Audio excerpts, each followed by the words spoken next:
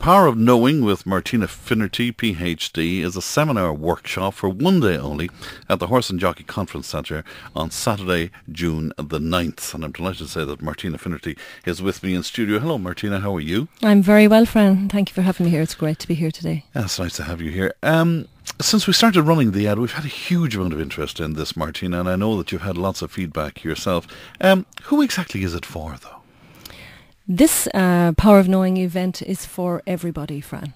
It's for anybody out there who ever has experienced the recurring behaviour that they just don't want, or a habitual way of doing things that they're not happy with, or the fact that they try their very best to change something and then find themselves slipping back into the same old, same old. We're all unique individuals, and I really get that. But you know what? We're all the same deep down, because everybody has something that they want to improve, or something they want to change, or maybe, you know, even something really radical that they just want to step into, that they've always desired, but they just find it very hard to find that. So the course is for everybody, really? Oh, absolutely. I mean, if you're a human being with a regular mind, then this course is for you, because this is a course about your mind. This is a course about learning your mind so that you know how to get it to work with you, to optimize what it is that you want for yourself, so that it drives you forward, a bit like the fuel in your fire, you know, that it burns in a way that warms you up and gets you doing what you want to do. Is it the kind of thing that will bring out our potential as such? Oh, absolutely. Absolutely. I mean, our potential is inherent. It's within us. We're born with that. Literally, like an acorn knows it's an oak tree. It's there. Whether we believe it or not, it's there. And I often say to cynics who come along, tough, it's in you too, you know. So it's about connecting with an understanding, literally, that opens up all the potential. And then the energy that's in there with that potential flows. Because so few of us fulfill that potential. Absolutely. And a lot of people go to the grave, sadly, without doing so. I know. And I think that's what motivates me. I've experienced the power of knowing, obviously, and that's why I'm here, and that's why I've written the book, and I'm doing the course the way I do it. And everybody that comes through that gets it, you know, it's just such a gift to see that light switch on, to see that, oh wow, and then off you go, because otherwise you're left at 84 in the rocking chair, rocking away going, I wonder what it was that I was missing. Yeah. You speak about the mind and the power of the mind. What is the mind, Martina? Wasn't that a great question? I love asking that when people come in for the seminar first. I say, well, you're all here now because I advertised about the mind, and I'm going to ask you all to put your hands up, and somebody out there tell me, what is the mind? And then I say, where is the mind? And how does your mind function? And how do you get yourself to change your mind? And every single time, I swear to God, Fran, there's this blank stare, you know.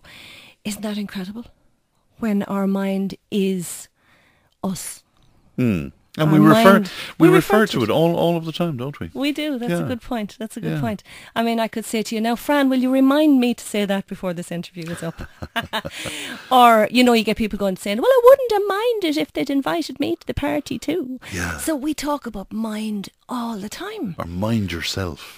That's a good one, actually. Yeah, that's true. Would you mind yourself, you know? So it's constantly inherent in our speech and language, because obviously there's a part of us knows what our mind is. And our conscious selves doesn't always know. And this journey is about rising your consciousness so you really get to know who you are. What I mean by conscious, because basically, you know, in a simple way, when you wake up in the morning, the part of you that wakes up, the part of your mind that wakes up, is that part of your mind that is consciously aware of yourself. And all day, that's functional. Right, puts you in the shower, gets you to have breakfast, get out to work, all that It can think of between 5 and 9 things all at the same time on a good day. And the women always slag in the events, and they go, well, we're better at that than men. And then we have a big giggle. And that's your regular conscious driving force. And it's incredibly important, and it's powerful, and we love it. And then you fall asleep at night, and that is the part of you that sleeps. However, if you need to do a pee in the middle of the night, Fran, there's a part of your mind wakes you up, hopefully. And there's a part of your mind, hopefully.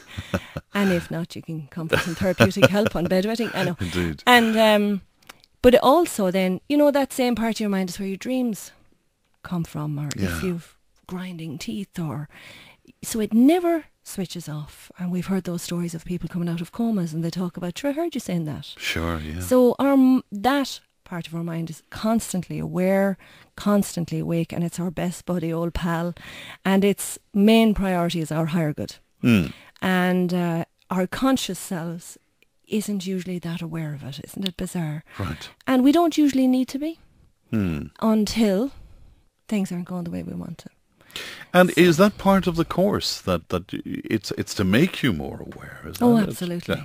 I mean, the whole journey is an increase in awareness, and it's more than that. It's actually to understand what you are. Mm. Your mind is you, you are your mind. And if you don't understand what's causing a continual repetitive pattern of failure, Mm. the thing that happens, and this is probably the saddest thing about not knowing your mind, is that you'll probably blame yourself. Sure, yeah. And the little belief system in the background will start taking its little whip out, you know, the inner whip we have that we Yeah. trash ourselves with. People say, "Oh, how are you?" And you go, "I'm grand, yeah, I'm fine." Then you sit into the car and you go, "Oh, you silly moo, you let that happen again." The inner whip, the inner dialogue. And when we don't genuinely understand how our mind functions and why that pattern is repeating, we'll either blame ourselves, which people are really good at, or we might be a victim and we'll have this big, shiny, invisible V hanging around us, and we blame everybody else. You're not just coming at this from an academic point of view. This is very real for you, and Yes, it is. it saved your life. Is that a little too dramatic, or? Well, I mean, 20 years ago I was suffering from really severe depression, which was compounded by post-traumatic stress disorder, which was compounded by some family history, which when the GPs and the specialists I was dealing with looked at, led them to conclude that perhaps I had a condition that I'd have for the rest of my life, and or could be on medication for the rest of my life. Now, that was a huge pill to try and swallow at 24. So I felt depressed and angry for a while. The angry came, that was a good thing, because after that came just an inner voice going, this doesn't ring true. I need to find out what's going on here. Mm. And honest to God, I'm on that journey since. I'm extremely well for a very long time. And what I adore about the job that I do now is, because my background was in research science and because I had an intellectual capacity that I arrived in with, I genuinely have found a way to explain it to people, to help them, and I mean their mind. Yes. Okay. To help people understand what trips us up, to help people understand about belief systems. And it's a whole big issue that we get into on the day, and it's fantastically illuminating. Mm. And it brings a huge sense of relief, you know, this sense of, oh, so it's not just me. Right, yeah. It's that I didn't understand what it was, and that gets real convoluted. And then you're in the gerbils wheel. You know, that same old, Day after day. want to get out of it, but just don't know how. Sure, okay. And you've got the knowledge on how to get out of... Well, I genuinely Well, believe I do. I yeah. mean, I do with a passion, but I don't stand there just expecting people to believe it because I'm saying it. Sure. Fran. With my research background, what I've done is I've pulled together this incredible array of proof, literally, from universities in the States, different little pieces of snippets of video lectures from professors, real life stories of either spontaneous healings or the journey of healing, and it's not just about depression. This is not just about depression, but because that's how I came at it, it's involved in it.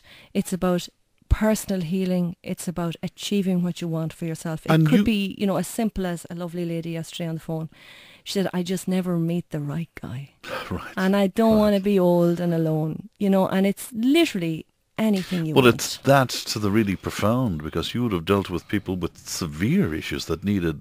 As a therapist, I huge have. healing, yeah. Absolutely. Yeah. Therapist, I've dealt with, you know, the worst of the worst that people fear, you know, from incest to child abuse. I've had people come through who had all of that horrendous journey, to severe depression, to, you know, chronic ME that left them hospitalised.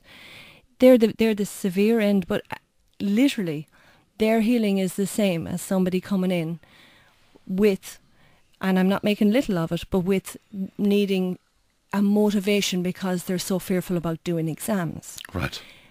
Why it's the same, even though it's completely different, and I respect the horrendous pain that people go through on the other side, the extreme end.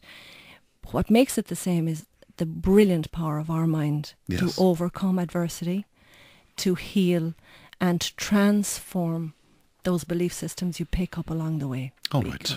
So it's the power of knowing. It's happening in the Horse and Jockey Conference Centre on Saturday, June 9th. How can people book for this, Martina? Well, the bookings, thank God, are flying in. It's great, but there's lots of seats down there, and we have still quite a few left, although they're moving fast. They can book online.